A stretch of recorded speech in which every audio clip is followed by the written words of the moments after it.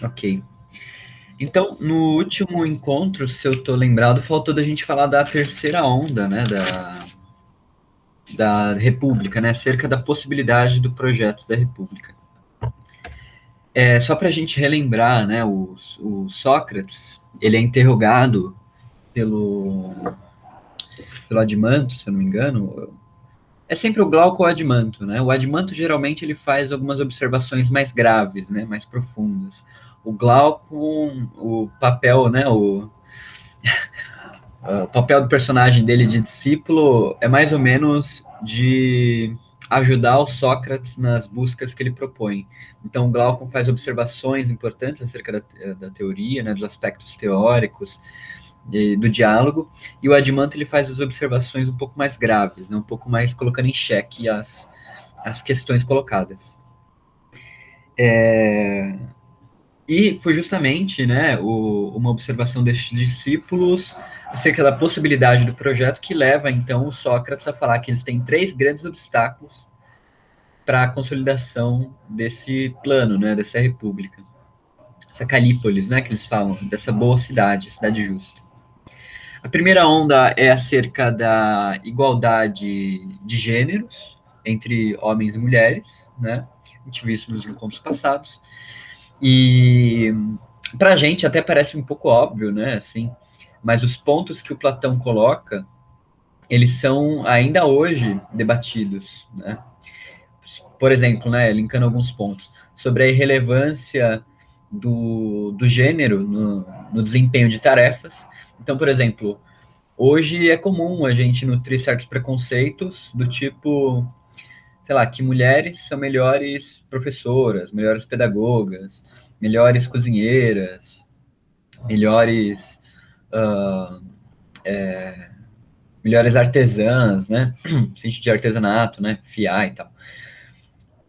E, em contrapartida, a gente diz, sei lá, que elas são piores dirigindo, etc, etc. Mas isso, né, o Platão concordaria em dizer que isso não passam de preconceitos, né? Não passam de aspectos culturais desse tipo de tarefa, porque, no fim das contas, elas, claro, desempenham isso com mais frequência, então elas vão ter mais experiência, né? Agora, o gênero não implica em nada para a tarefa, né? Para desempenhar bem ou não uma tarefa. E isso não é óbvio para a gente hoje, né? E isso ainda assim está em discussão, né? Essa primeira onda, né? Ela gera bastante discussão acerca da possibilidade de enquadrar ou não o Platão como um teórico do que poderia ser considerado um feminismo, né? Mas depende muito de como você chama o feminismo, né? Como, por exemplo, né? Tem textos que falam que não, ele não pode ser enquadrado como um feminista, porque o feminismo pressupõe também direitos individuais, e no caso da República, direitos individuais não existem, né? O livro 5, né, deixa claro que a proposta da República é quase um coletivismo. Mas, enfim, então depende muito de como você define o feminismo, né? Mas aqui essa primeira onda, ela gera esse tipo de discussão, né? Você vai encontrar teóricas tanto que apoiam quanto que condenam, em certa medida, esses comentários do Platão. Até porque essa defesa dos gêneros, né, ela não acontece só aqui na República também, né? Ela acontece no Teteto, ela acontece nas leis, ela acontece no Fedro, né, em certa medida. Mas também é possível você encontrar na obra do Platão comentários misóginos também, né? Por exemplo, de que as mulheres elas são inferiores em certas tarefas, enfim. Então não é tão simples assim, mas basicamente o que eu vejo, né, as minhas impressões disso, é de que o Platão ele realmente defendia essa igualdade de gêneros, mas ele também nutria certos preconceitos da sua época, apesar de saber que eles não eram válidos, né? Era algo que povoava ainda assim a mente dele, ok? Então essa é a primeira onda. A segunda onda é acerca da família expandida, né? Tem vários modos de você chamar, né? Essa segunda onda. Da comunidade de esposos, esposas e filhos, né? Enfim, mas basicamente o que a gente viu é que não existe mais nessa Calípolis a família nuclear, né? Isso nos Guardiões, né? Há todo um debate, há toda uma discussão acerca se isso valeria também para os artesãos, mas ao que parece não, né? Ao que parece, a classe produtiva, né? Ou seja, a classe que não é a classe dos Guardiões nem dos governantes, ela manteria uma família nuclear, né? Mas, como um todo, né, o que essa onda propõe é que os filhos sejam compartilhados, os casamentos sejam temporários, né, e permitidos, autorizados, né, presididos, melhor dizendo, por uma autoridade da Calípolis, que seria também responsável por unir as escondidas, né, unir sem que ninguém saiba, ou pelo menos inspirar algum tipo de afeição, né, algum tipo de desejo entre esses casais. É o que a gente viu, né? Ah, eu acho que, né, isso é um governante falando, né? Eu vejo que esse guardião e aquela guardiã tem possibilidade de gerar um bom filho e acho que eles vão se dar bem juntos, né? Então eles colocariam eles em tarefas conjuntas, né? O mesmo horário nas tarefas, enfim, ou seja, estreitariam a convivência entre eles, de forma que uma afeição natural fosse desenvolvida, tá? Isso seria feito em segredo, né, da cidade, ok? E a terceira onda, por fim, né, falando agora de maneira mais específica, né, a terceira onda que ele coloca é, na opinião do Platão, a mais difícil de ser consolidada, que é a seguinte, né, enquanto os filósofos não forem reis ou os reis não forem filósofos, é impossível que cessem os males, né, para a sociedade ou até para o gênero humano como um todo, né? Então, acerca da educação do governante. É preciso, com isso, né, definir que é o filósofo, então, que deve governar. A natureza do filósofo, ela é uma natureza de governo, né? Porque, justamente, o Platão ele vai falar acerca da natureza do filósofo é, agora agora também nessa terceira onda, né? Ele vai distinguir o filósofo, né, de uma outra natureza que é parecida, que é o amante de espetáculos, né? Mas vamos ater aqui primeiro a natureza do filósofo. O filósofo, ele é aquele que, em sua natureza, é capaz tanto de desempenhar a filosofia, buscar o saber, e também de aspirar ao governo, de desempenhar o poder, né? É a natureza que une os dois. Existem naturezas em que as duas coisas estão separadas, né? Que o desejo, a capacidade de poder está de um lado, mas a pessoa não tem, por exemplo, amor à sabedoria, né? E vice-versa. E ele diz que essas naturezas devem ser barradas do governo, né? Porque elas não são autenticamente naturezas filosóficas, ok? O filósofo é aquele que ama por inteiro, né, a sabedoria, porque aquele que ama, ama por inteiro, né? Ele vai dizer em outro diálogo, né, no Fedro, por exemplo, né? A pessoa que ama vinho, né? Ela não vai ligar se é um vinho chileno, se é um vinho argentino, enfim, todo vinho vai ser bem-vindo. Né? Da mesma forma, o filósofo, amante da sabedoria, ele vai amar tudo aquilo que tem algum vínculo com a sabedoria, com algum vínculo com o bem, com a justiça, enfim. Ele não é seletivo nesse ponto. Né? Igual, gosto do que é justo, mas não gosto do que é belo. Né? Isso não existe. Né? Ok? Ele é aquele que ama aprender, então, de todos os pontos de vista, né? De todas as perspectivas, e nunca ele se sente satisfeito, né? Porque o amor, ele é uma energia, né, isso para os gregos, né, que vai sempre impulsionando a gente a correr atrás daquilo que a gente ama, né? Então, aquele que ama a sabedoria, corre atrás da sabedoria e nunca se sente satisfeito, né? Nunca se sente saciado, tá bom? Então, essa vai ser a definição primeira da natureza do filósofo. E o Glauco vai falar assim para o Sócrates: olha, Sócrates, eu acho que essa definição ela está muito próxima de um certo tipo que a gente tem aqui na nossa cidade, né? que são os amantes de espetáculos, né? Os consumidores de espetáculos, melhor dizendo. Quem que são esses consumidores de espetáculos? Da mesma maneira que os filósofos, eles adoram aprender as coisas de vários pontos de vista, né? Frequentar todos os espetáculos possíveis, deleitar com todos os tipos de arte, né?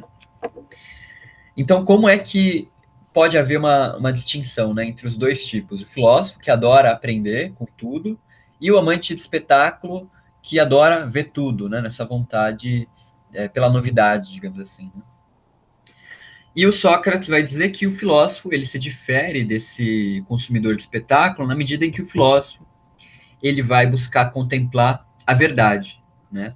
Enquanto esses consumidores de espetáculos vão observando, o exemplo que ele usa é o seguinte, né? Observando muitas coisas belas, achando que existem muitos belos, né? Esses consumidores de espetáculos.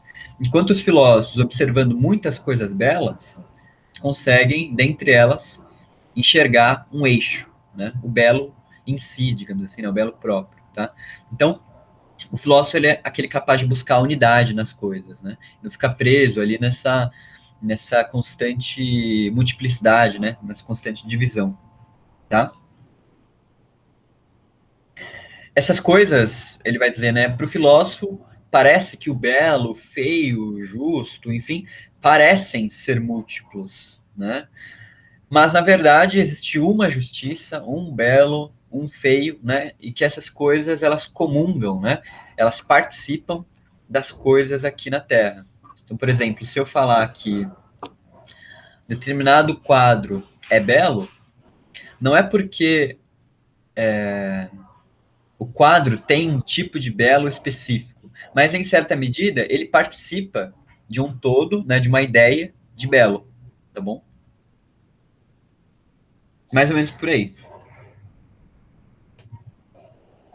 E o filósofo tem outra capacidade que o consumidor de espetáculo não tem, é que o filósofo ele é capaz de se ligar afetivamente à imagem de belo que ele vê.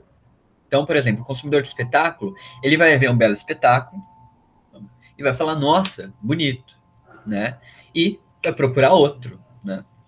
Agora, o filósofo ele é capaz de se ligar afetivamente àquela imagem de belo que ele construiu, né? Ele é capaz de construir uma relação com aquela ideia, porque justamente ele consegue se relacionar com ela através de tudo, tá?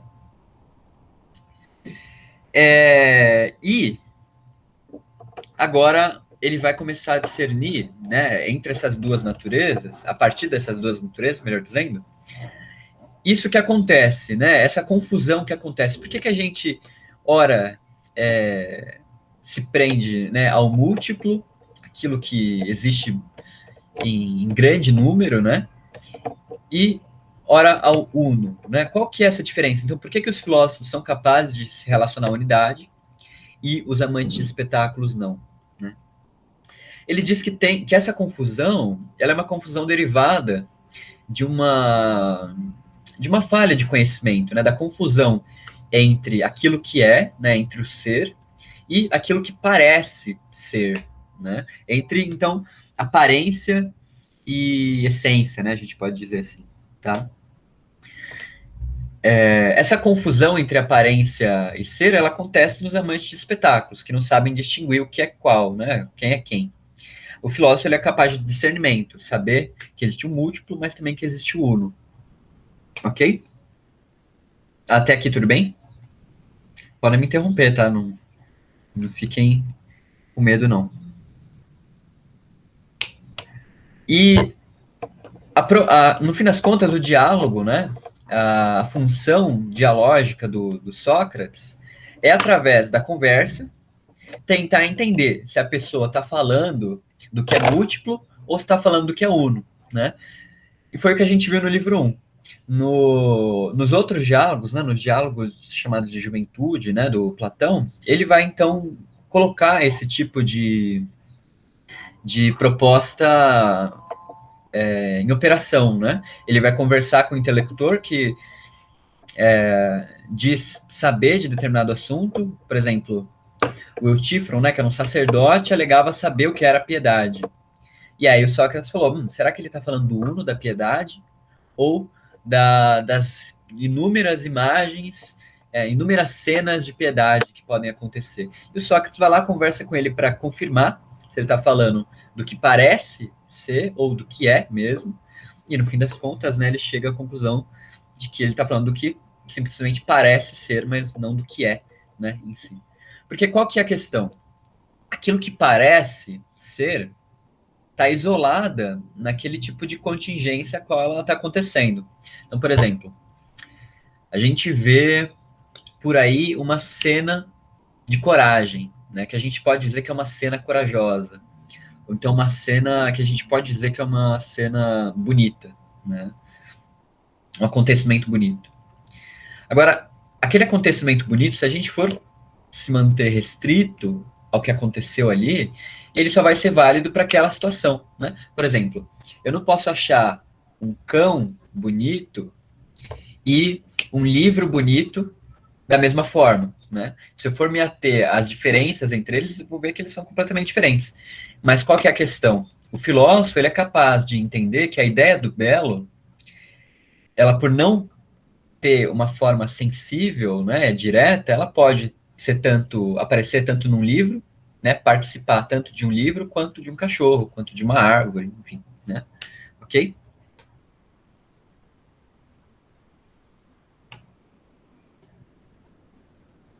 Então existem três esferas, né, de conhecimento que ele vai colocar aqui. A esfera do conhecimento ciência, né, que é o conhecimento acerca do que é realmente. O conhecimento da opinião, que é um misto, né? É uma confusão entre aquilo que é e aquilo que parece ser, né? Então ele é um meio termo, né? Não é exatamente um conhecimento daquilo que é, mas que tem, ele chega próximo, né? Não é a ignorância total. E a terceira esfera de conhecimento é a ignorância total mesmo, né? A pessoa não sabe que aquilo existe, como aquilo funciona, enfim. Tá? Então, essas três esferas de conhecimento, né, conhecimento, opinião e ignorância, vão ser muito importantes para os próximos livros. Né? A gente aqui ainda está no livro 5. Certo? E cada uma dessas esferas de conhecimento, né, conhecimento, opinião e ignorância, elas vão tratar de objetos diferentes. Tá? Então, por exemplo, a ignorância, ela não consegue tratar de objeto nenhum porque ela se trata do não ser, né, daquilo que não é. A opinião, ela vai ser um misto entre aquilo que é e aquilo que não é. Então, um objeto incompleto, né, digamos assim, vai gerar uma falsa aparência. E o conhecimento vai tratar efetivamente daquilo que é. Tá? O restante do livro, depois que ele coloca essa questão, ele vai basicamente tentar entender onde que está a opinião, né? Que no fim das contas é o meio termo, né, de ciência e ignorância. E admirando essas coisas belas particulares, né, usando o exemplo do belo, admirando o belo particular, a opinião vai ser incapaz de chegar ao belo em si, porque ela não tem realmente o conhecimento do que seja o belo em si. Tá? Então ela vai pulando de uma coisa para outra, incapaz de chegar a uma reunião, né, um eixo entre todas aquelas ideias. Tá bom? Então, é assim que é feita a distinção entre os filósofos, né, os amigos da sabedoria, os amantes da sabedoria, e os amigos da opinião, os filodoxos, né? Certo? Porque a opinião, ela é essa esfera de não discernimento, né? Ok? Até aqui tudo bem? Então fiquem guardados aí. Ele coloca bem rapidamente mesmo nessas três distinções: conhecimento, opinião e ignorância. Mas esse número 3, né, que aparece na República, ele é associado, ele vai sempre aparecendo em relação, né? Por exemplo, lá no livro 2, existiam os três tipos de bens, né? O que é bem em si, o que é bem em si e pelas suas consequências, e o que é o bom só pelas suas consequências. Depois a gente tem as três partes da alma, né? Sabedoria, a sabedoria, né? A coragem e a temperança. E, enfim, Então, esse número 3, ele vai aparecendo em relação, né? Porque essas coisas, elas vão sendo derivadas uma da outra, no fim das contas, tá? Então, essa noção, né, de conhecimento, ela está intimamente relacionada àquilo que a gente já estava vendo, né? Da distinção da alma. Por exemplo, né, ele vai colocar, olha, os artesãos, eles não têm exatamente um conhecimento daquilo que é o bom, né? Então, eles permanecem na ignorância, sendo injustos, né, em certa medida. Porque eles não sabem o que é a justiça, não sabem o que são as virtudes, né? Ah, os guardiões, eles, a educação deles, né, deu a eles uma base que os leva em direção à virtude, mas eles mesmos ainda não têm exatamente o conhecimento do que é a virtude, então eles permanecem na opinião. Agora, os governantes, né, a eles sim são capazes, né, foram capazes de discernir o que é o bem, e por isso eles têm o conhecimento, né, para governar. Então, enfim, só, né, deixando a ideia aqui para vocês irem associando também esse número 3, né, que vai aparecendo. 3 partes da alma, enfim. Né? Então, aí termina o livro 5. Tudo bem? Vocês querem fazer algum comentário? Querem ter alguma dúvida? Porque a partir do fim do livro 5, né, livro 6, 7, 8 e 9 e 10, a, a, aquilo que a gente pode chamar de metafísica, né, que é uma discussão um pouco mais abstrata, né, ela começa a tomar lugar. Mas o Platão ela coloca ela de uma maneira muito simples, né, de uma maneira muito leve até. Então, se vocês forem ler, vocês vão ver que é tranquilo de perceber, né? E também, se vocês forem ler, vocês vão perceber o seguinte, né, que em nenhum momento Sócrates fala o seguinte: olha, eu tenho uma coisa que eu chamo de teoria das ideias e ela é tal, tal, tal, né? Enfim, começa a descrever. Em nenhum momento ele vai fazer isso, né? O que o pessoal geralmente chama de teoria das ideias é toda essa divisão que a gente está fazendo agora desde o livro 2, né? Então, a divisão das partes da alma, a divisão do conhecimento, né? Ou seja, a separação daquilo que é e daquilo que parece ser, tá? Das ideias e das aparências, né, por exemplo, tá? Então eu não vou, por exemplo, falar de teoria das ideias no sentido de que geralmente, sei lá, a gente aprende ou no ensino médio, às vezes até na faculdade, né? Porque eu acho que é muito mais interessante a gente observar o que o próprio Platão está dizendo, né, sobre isso. Porque em nenhum momento ele sistematiza isso, tá? O Sócrates, ele coloca aqui, a todo momento, como uma opinião, né? E uma opinião nesse sentido de que ele está falando, né? Algo que não é um conhecimento do verdadeiro, mas que também não é uma, uma visão desordenada do mundo, né? Então, o que o Sócrates está falando, desde o livro 5, né, a gente falou, é uma opinião, né? Tá nesse campo da esfera do conhecimento humano, né? Em certa medida. Ok? Então tá. Feita essa distinção entre o filósofo e o amante da opinião, o livro 6 ele se abre com a seguinte pergunta. Ora, ok, existe o filósofo e existe esse amante da opinião, né, o filodoxo.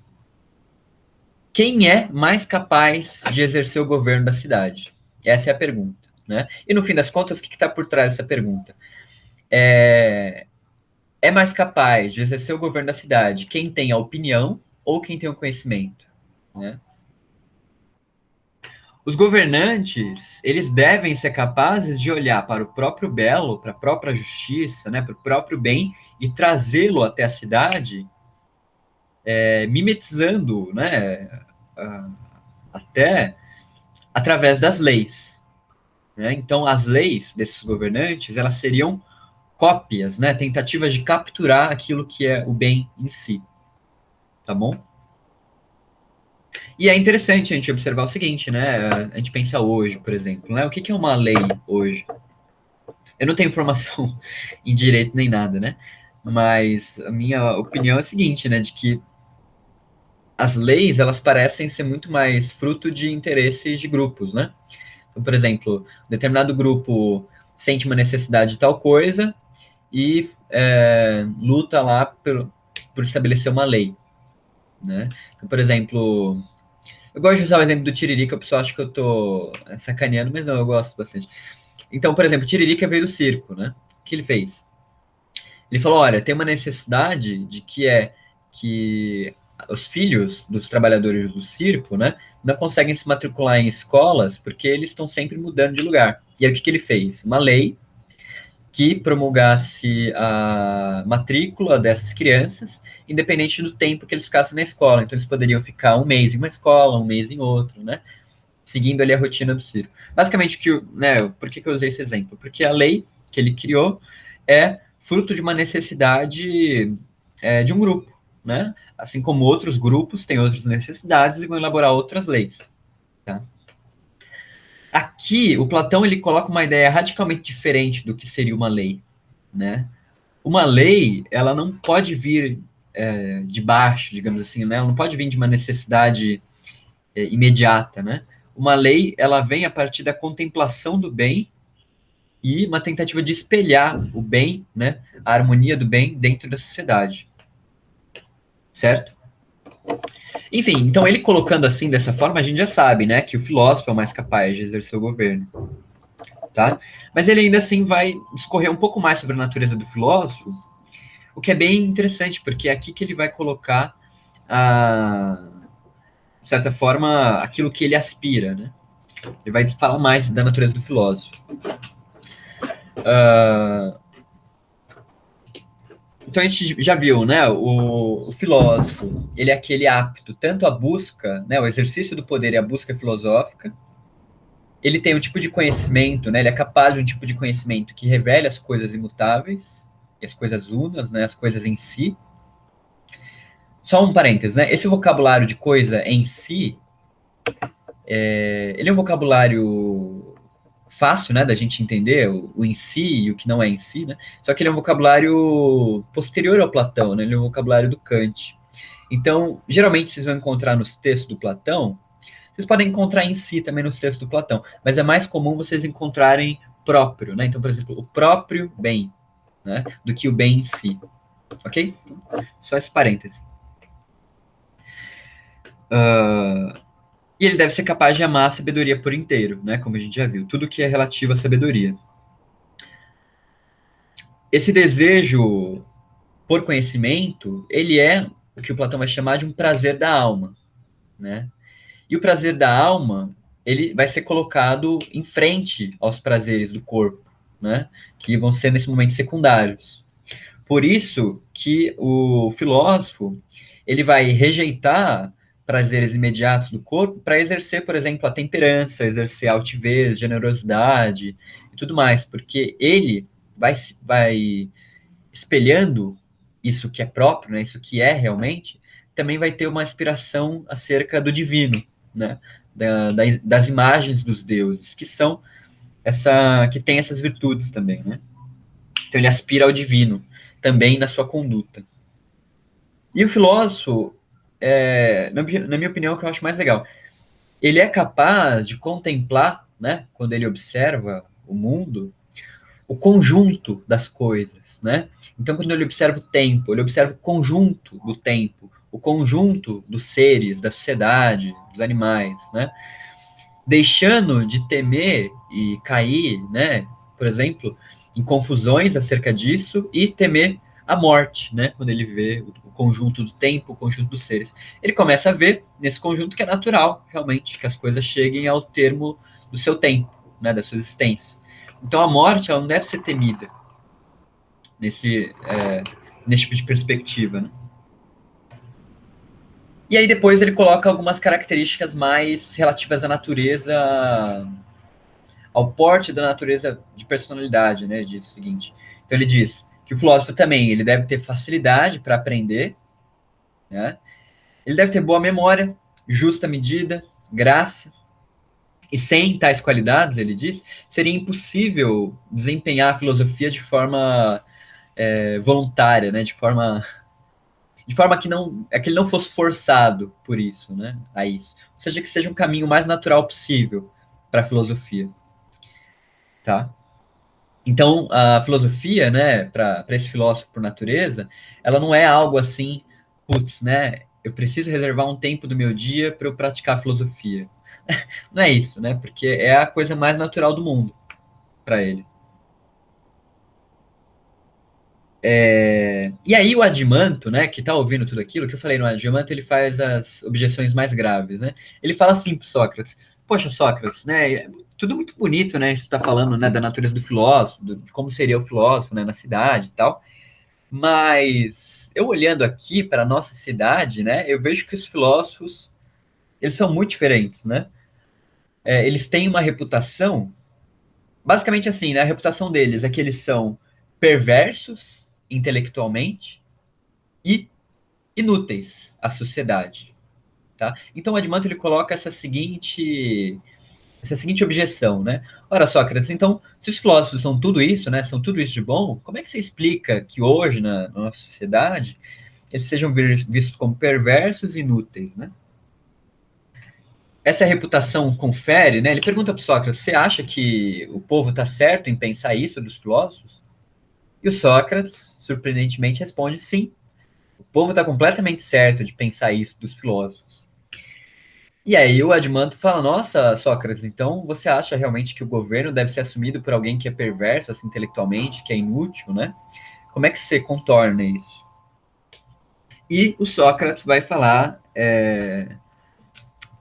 o seguinte, né? Ele diz, ora, a educação, né, que a gente deu para os nossos filósofos, ela foi capaz de aperfeiçoar a sua natureza dada, né, aquilo que eles já tinham. Isso é uma ideia importante na educação grega, né? A educação, ela aperfeiçoa aquilo que já existe, tá? A educação, ela é um polimento, né, da natureza já dada. Ela não busca acrescentar nada que a pessoa já não tenha, né? Ela vai dizer, como o Sócrates vai dizer mais para frente, busca relembrá-lo, né, de certas coisas.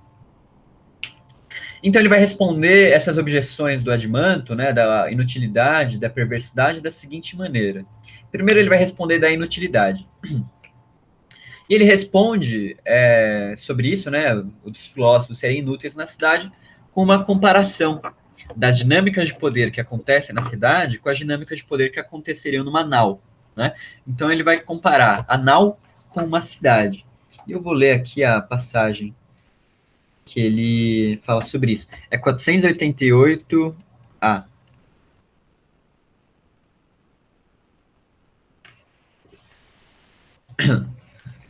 Ele diz o seguinte, ó. É uma passagem um pouco longa, então vamos lá. Bem, falei, né? O Sócrates falando. Brincas comigo jogando-me numa questão tão difícil de demonstrar. Ouve, portanto, a comparação que vou fazer para que vejas como a construo minuciosamente.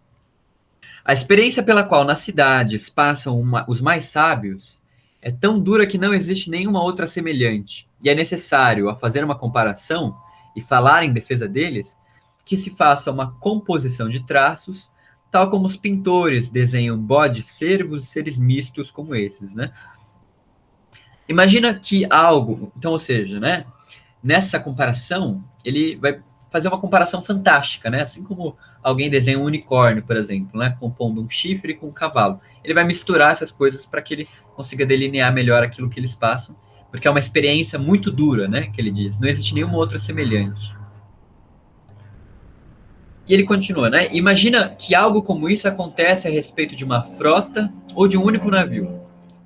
E aí ele começa. Um dono do navio, que em tamanho e robustez é superior a todos os que estão no navio, mas um tanto surdo e também de vista curta. Conhecimentos de arte náutica são também curtos, né? Então, esse dono do navio vai ser o povo, né? Que é grande e robusto, né? Superior a todos que estão no navio em questão de força.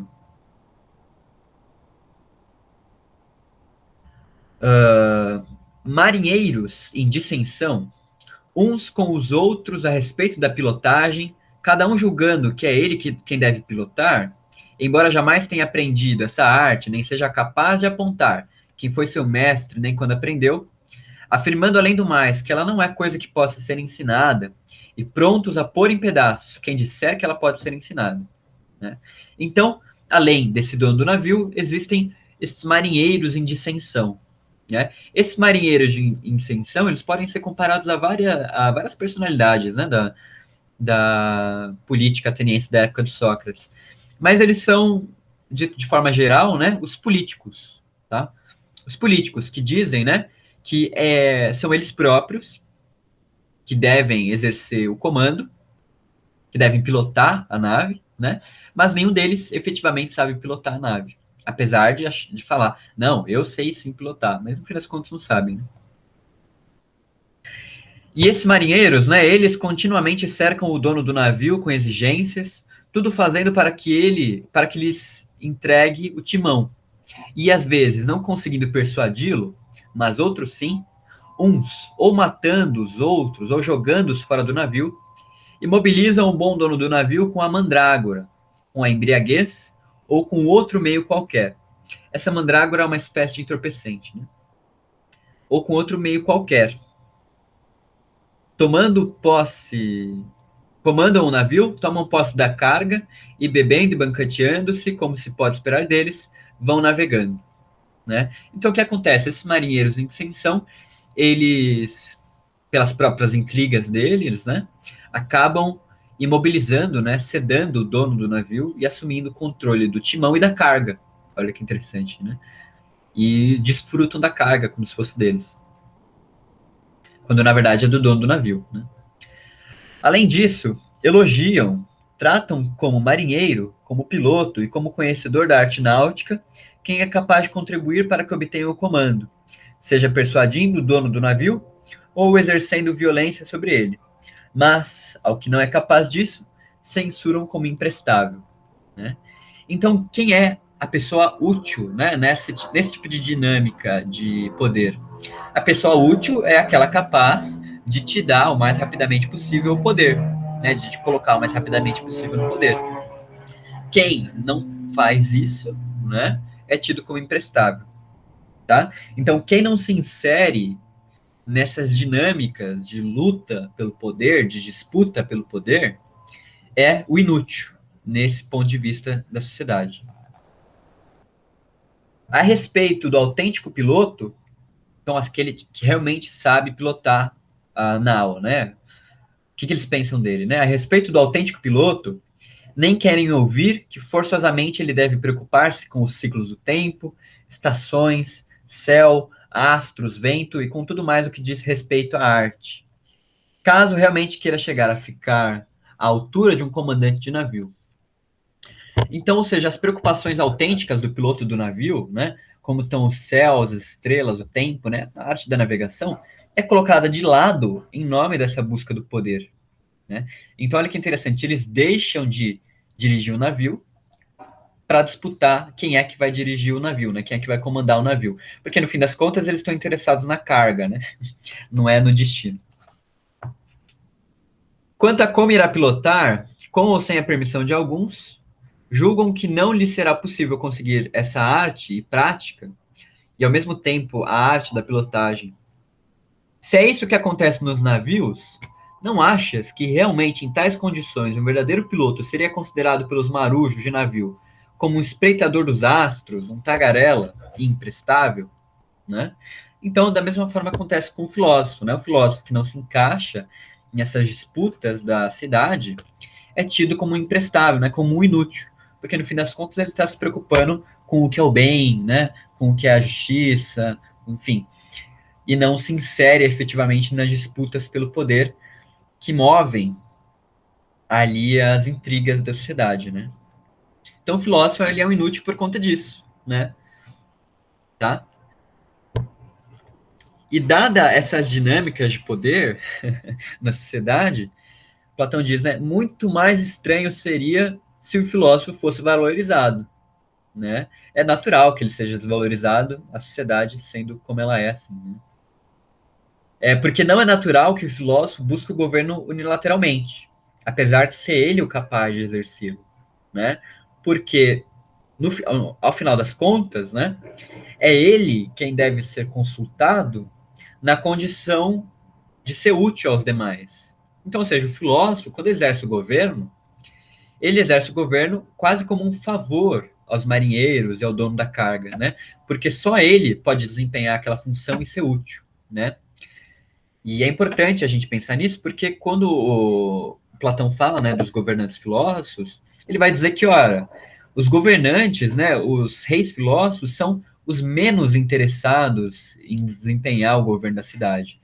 Porque uma vez que eles sabem o que é o bem, o que é a justiça, eles vão, a felicidade deles vai estar em contemplar aquilo, não vai estar em se abster dessa atividade filosófica e se envolver no governo, né?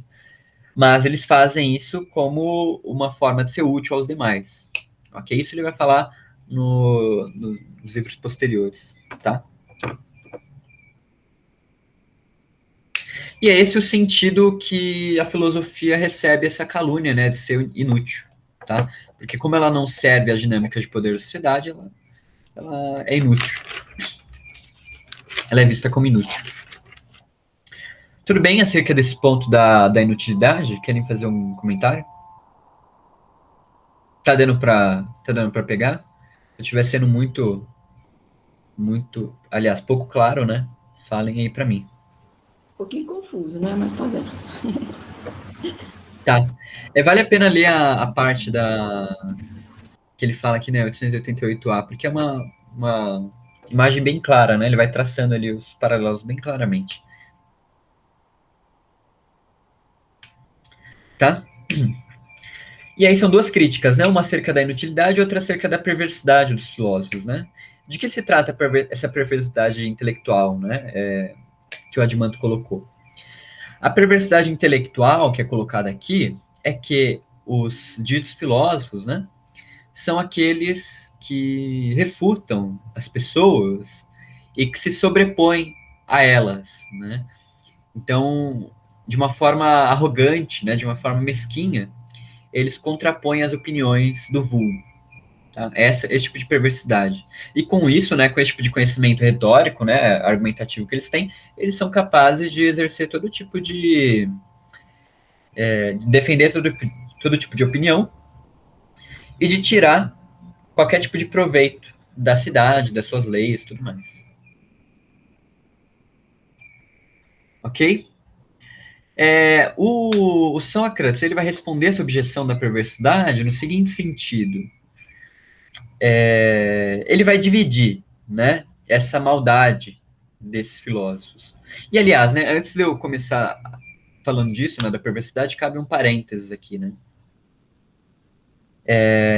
Seguinte, se você perguntasse para um cidadão comum ateniense quem era um sofista e tivesse passando na rua o Sócrates e o Trasímaco, um do lado do outro, e você perguntasse para o cidadão quem era o sofista, né, e quem era o filósofo, dificilmente ele saberia distinguir um e outro, né? Porque na dinâmica de poder da sociedade, os dois estavam ali eles são muito parecidos, né? Para quem não conhece, para quem não é discípulo, tá? Então, as pessoas comuns não discerniam Sócrates dos outros sofistas, né? Quem constrói esse esforço de distinguir um e outro é o Platão, né? Que, conforme a gente está vendo aqui, né, busca então diferenciar aqueles comprometidos com a verdade e aqueles comprometidos com o que vem, né? Então, essa essa objeção da perversidade, ela vai também nesse sentido, né? De buscar entender dentro das dinâmicas da política atual lá de Atenas, quem era quem, né? E aí o Sócrates vai falar, olha, por que a maioria das pessoas que são consideradas filósofos, né, pelo vulgo, são más, e por que não é a filosofia causadora disso, né?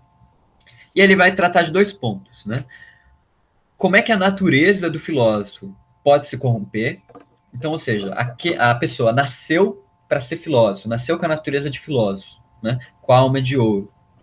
Como é que ela se corrompe na sociedade e gera essa má fama para a filosofia?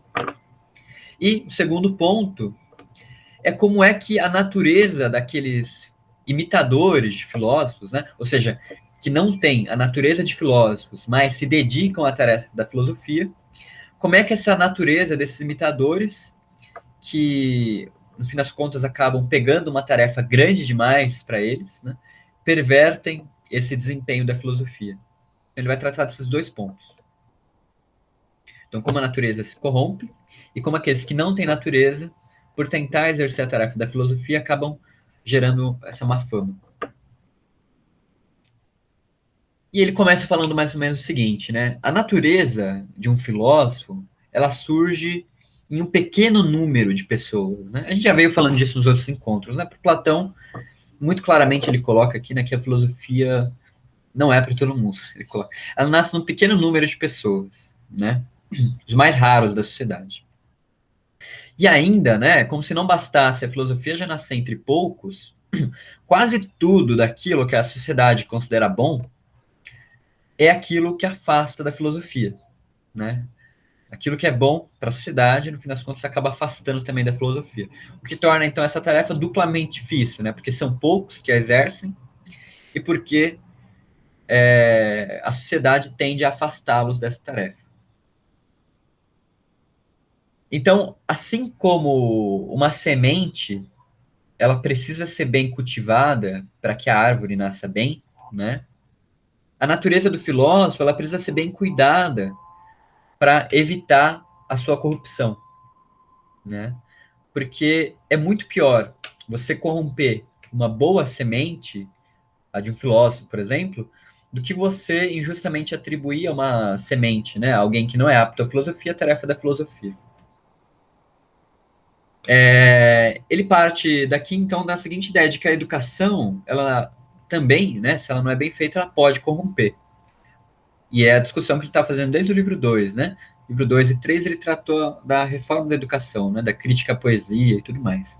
E que ele está simplesmente atestando isso, né? Olha, a educação pode corromper, então a gente tem que ter muito cuidado como a gente nutre essas naturezas dos filósofos, tá?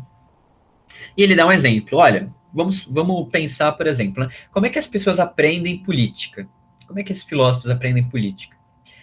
A educação política que eles recebem é a educação política das assembleias, de disputa, de grito, de um querendo minar o outro, né, o prestígio do outro, de calúnia, enfim, essa atmosfera política, né, de debate político.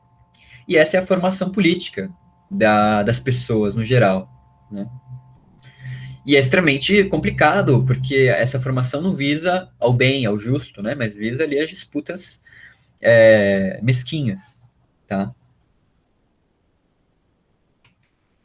E dificilmente, quando alguém embute uma educação desse tipo, uma formação filosófica vai ser capaz de desfazer os estragos do caráter, né, da pessoa. E aí tem a contraparte que ele fala, né, da educação sofística, né? Essa educação sofística, essa educação de assembleias, né, ela busca treinar a pessoa para reconhecer impulsos já dados, né, e ter esse reconhecimento como um conhecimento. Então, por exemplo, vamos supor que como é que os sofistas educam, né, as pessoas?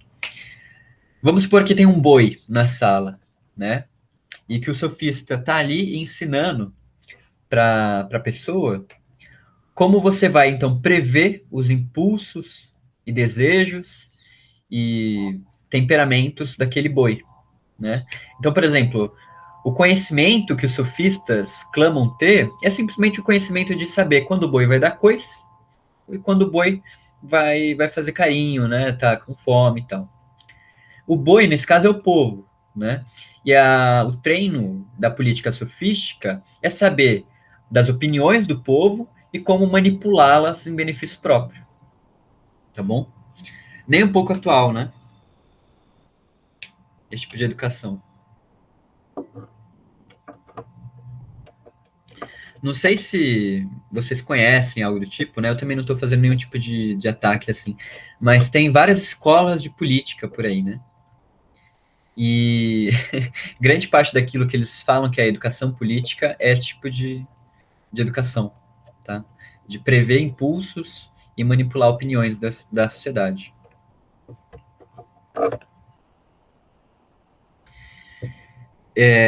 Aqui a gente pode colocar um problema, né? Aliás, eu vou colocar esse problema mais para frente. Então, o Sócrates diz, qual que então é a salvação para essa natureza filósofa, né? Qual que é a salvação para alguém que nasce com esse dom para a filosofia, se ele já vai estar colocado dentro dessa cultura de educação sofística?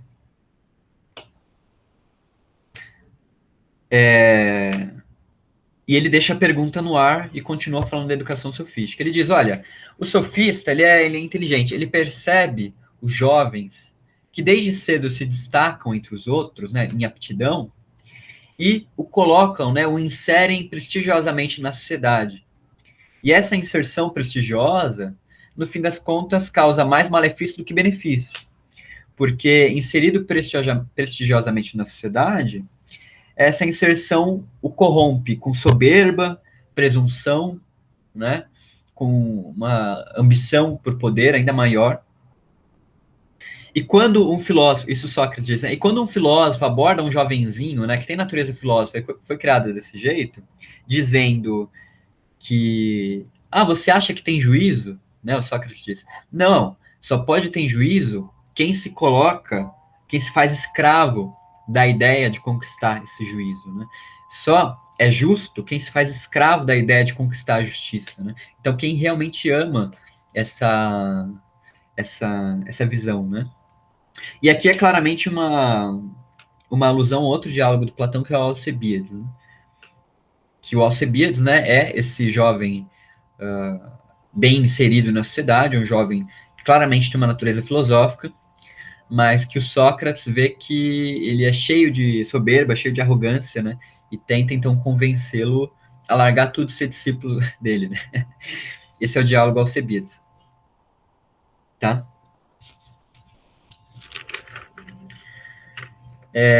Bom, pessoal,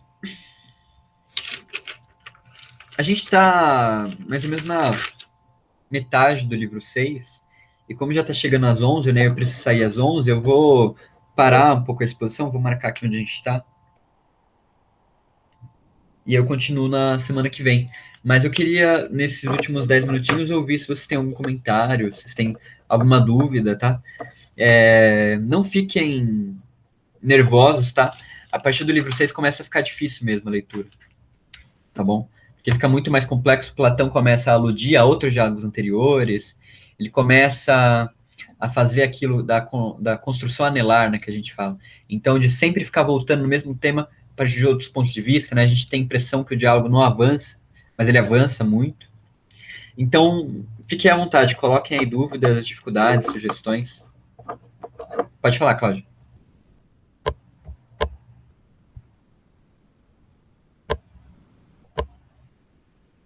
Pode falar. Ah, tá bom. Valeu. Pode falar, Maria Eugênia.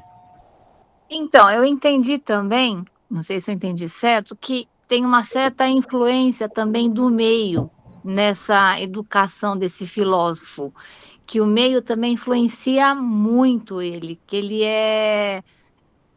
se ele não tem essa linha reta, ele acaba pendendo ele vai facilmente pelos outros lados. Não é isso que ele fala também? Que é a influência do Sim, meio também. sim, Então, exatamente. essa base sólida.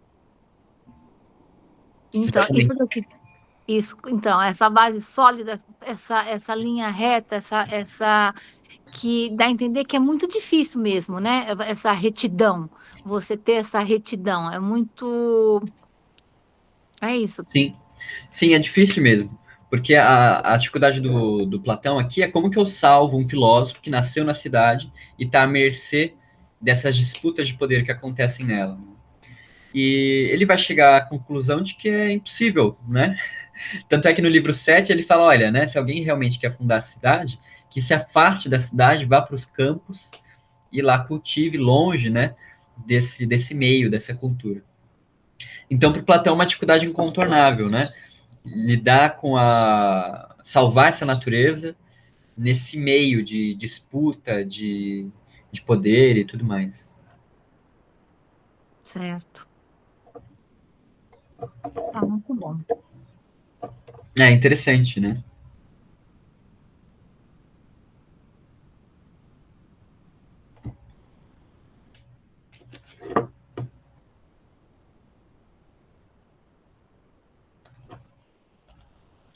Beleza? Tá ótimo.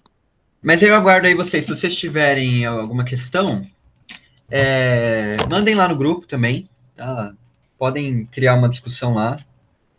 E, enfim, vamos aí conversando que tem bastante coisa aí. A gente passou da metade da República, mas tem bastante coisa ainda. Tá bom? Mas é bom, ó, aí a gente vai lendo, pô, de pouquinho. Eu até achei que a gente fosse demorar mais, mas a gente tá avançando super rápido. Então, espero que esteja dando para entender também, né? Mas que Platão levanta muita discussão, né? Não à toa é o diálogo central dele, né? É tudo muito atual, né? Então é tudo muito atual. Essa questão da comparação que ele faz da cidade e da nau, nossa, é exatamente o que a gente vive. Obrigada, Henrique. É muito bom, sim. Muito obrigada, Henrique. Obrigado, Bom final pessoal. de semana a todos. Obrigado, bom final de semana. Eu vou encerrar aqui a gravação, tá? Tá bom, obrigada. E obrigado, espero que tenha sido proveitoso. Foi muito bom, sim. Muito obrigada.